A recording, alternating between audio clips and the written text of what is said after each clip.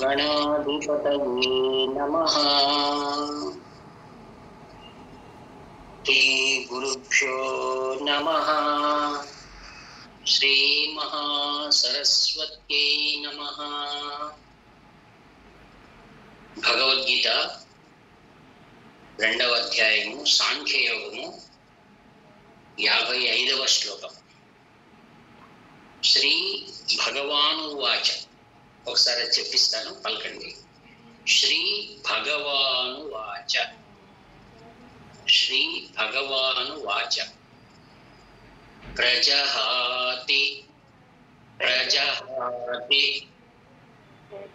యదా యదా come on come on ప్రజహాతి యదా కామాన్ సర్వాన్ సర్వాన్ పార్థ పార్థ మనోగతాన్ మనోగతాన్ సర్వాన్ పార్థ మనోగతాన్ ఆత్మన్యేవాత్మనా ఆత్మన్యేవాత్మనా తుష్టః తుష్టః ఆత్మన్యేవాత్మనా తుష్టః ఆత్మన్యేవాత్మనా తుష్టః స్థిత స్థిత ప్రజ్ఞ ప్రజ్ఞ స్థిత ప్రజ్ఞ స్థిత ప్రజ్ఞ స్తదోచ్యతే స్తదోచ్యతే. శ్రీ భగవానువాచ.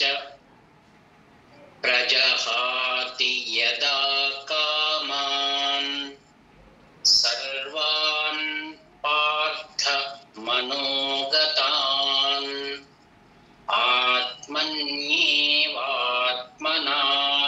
తుష్టః స్థితప్రజ్ఞ స్తదోచ్యతే. భగవానుడు మార్గాన్ని మనకు చూపిస్తాడనమాట, చక్కటి మార్గాన్ని.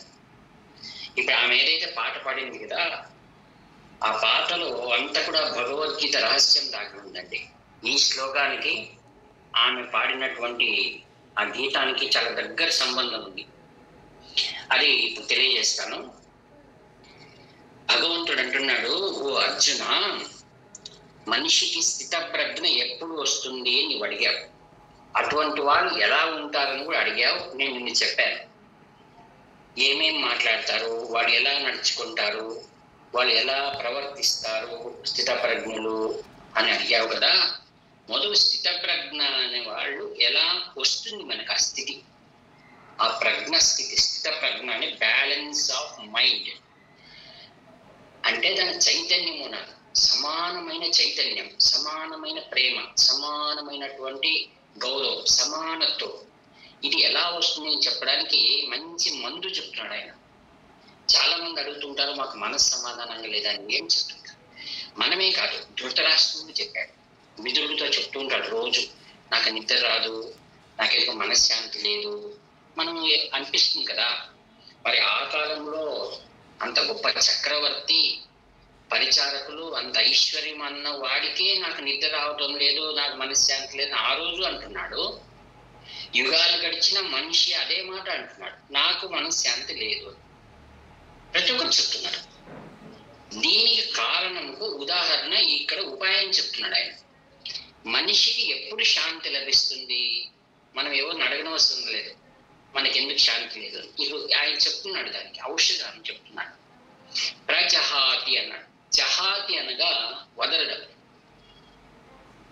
ఏదైనా వదిలేయాలి.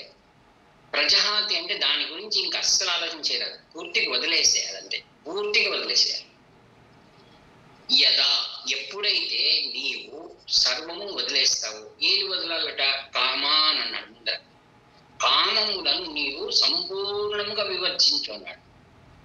ఏంటండి కామము ఎలా వర్జించడానికి అవుతుంది? అది మనలో దూరుకొని ఉంది కదా.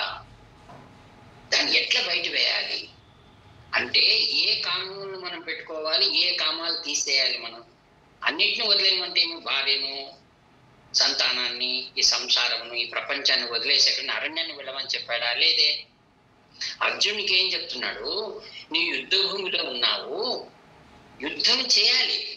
మరి నాకు ఇంక యుద్ధం వదిలేసాం, నేను వెళ్ళిపోతా, మంచి పని చెప్పావు అనలేదు ఆయన. నీవు ఏ కామం ఉండాలి? ధర్మయుక్తమైనటువంటి కోరిక నీకు ఉండాలి. ప్రతి ఒక్కరి ధర్మయుక్తమై ఉండాలి. ఇప్పుడు నేను దేవాలయానికి వెళ్ళాలి, మంచి పుస్తకాలు చదవాలి, మంచి పాట పాడాలి, 10 మంది సంతోషపరచాలి, దాని నుంచి నేను ఆనందంగా ఉండాలి. ఇటువంటి ధర్మయుక్తమైన కోరికలు అటువంటి బాగా పెంచుకోవాలి. ధర్మయుక్తమైన కోరికలను బాగా మనం అభివృద్ధి చేసుకోవాలి. అది ఏమంట? సర్వాన్ అన్నాడు, అన్నిటినీ అంటున్నాడు అక్కడ. అంటే సంపూర్ణంగా భగవదర్పితం వదిలి ఇంకా ఏ కోరిక నాకు వద్దండి అని అంతే. కొంతమంది అంటారు నా భర్త సుఖం నాకు కావాలండి అంటారు కొందరు. నా భర్త బాగుండాలండి, నా భర్త బాగుంటే ఆయనకి ఏం అవమానం కావాలి. అయితే తండ్రి అంటారు మా సంతానం బాగుండాలండి,